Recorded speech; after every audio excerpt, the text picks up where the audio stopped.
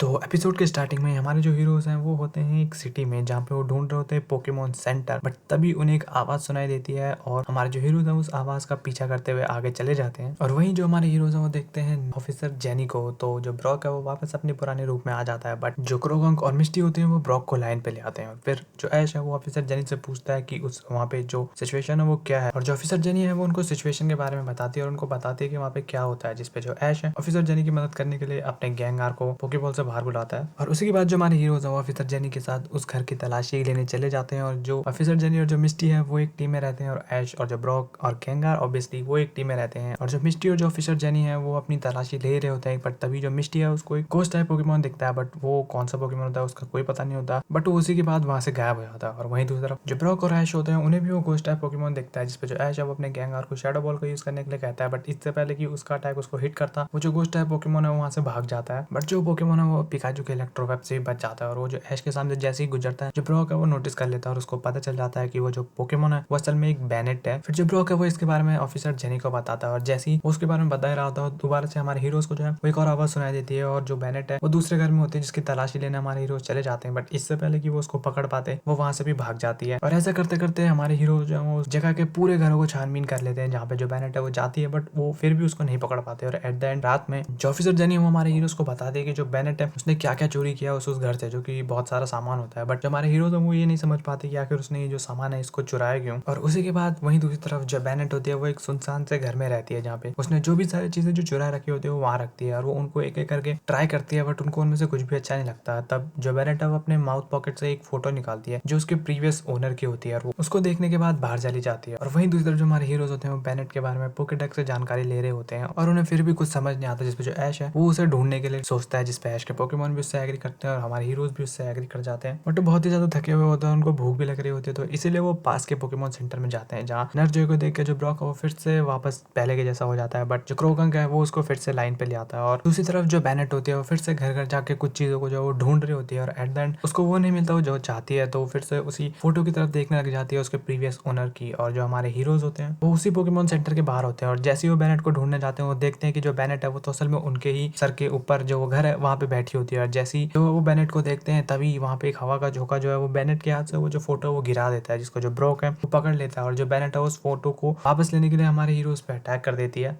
और जो बैनेट है वो मिस्टी के हेयर पे एक हार्ट शेप हेयर बैंड देख लेती है जिसको वो चुराने की कोशिश करती है। बट जो मिस्टी उसको समझ नहीं आता कि जो बैनेट है वो आकर उसके पीछे क्यों है। तो वहां से भागने लगती है। और जो बैनेट है वो उसी का पीछा करती है जहाँ पे जो ऐश है वो भी उनके पीछे जा रहा होता है और अपने पिकाचू को इलेक्ट्रोवेव का यूज करने के लिए रहता है। जो बैनेट पे अटैक तो कर देता है बट जो बैनेट है वो उससे आराम से निकल जाती है। और फिर से जो मिस्टी है उसका पीछा करने लग जाती है। जिसके बाद जो ऐश है वो अपने गैंगार से मदद मांगता है। और जो बैनेट है वो मिस्टी का पीछे छोड़ के वहां से फिर दोबारा अपनी हवेली की तरफ चली जाती है। और जो गैंगार है वो उसी का पीछा करते करते उसी के साथ जा रहा होता है। और वहीं दूसरी तरफ जो हमारे हीरोज हैं जो ब्रॉक है वो तभी हमारे हीरोज के पास आता है। और जो ब्रॉक है वो हमारे हीरोज को उसी बैनेट और उसके फ्रेंड की एक फोटो दिखाता है जिसमें वो हमारे हीरोज हैं। तो देखते हैं कि जो बैनेट है उसके पास भी उस टाइम सेम वैसी हेयर पिन होती है जैसे मिस्टी के पास होती है। और इसी पे जो हमारे हीरोज हैं उनको ये चीज कुछ कुछ समझ आने लग जाते हैं। और वहीं जो गैंगार है वो भी हमारे हीरोज के पास वापस आ जाता है क्योंकि जो बैनेट है वो भी वहां से भाग चुकी होती है। जो गैंगार है उसको नहीं पता होता वो कहाँ है। जिसके बाद जो हमारे हीरोज है वो दोबारा पोकेमोन सेंटर की तरफ चल पड़ते हैं। और जो ऐश है वो मिस्टी से रिक्वेस्ट करता है कि अगर वो नेक्स्ट टाइम जो बैनेट है उसको देखें तो जो मिस्टी है वो अपना हेयर पिन जो है वो उस बैनेट को दे दे। जिसपे जो मिस्टी है वो भी उससे एग्री करती है। और वहीं दूसरी तरफ जो बैनेट होती है वो फिर से उसी घर के बाहर जो चांद है उसको देख रही होती है।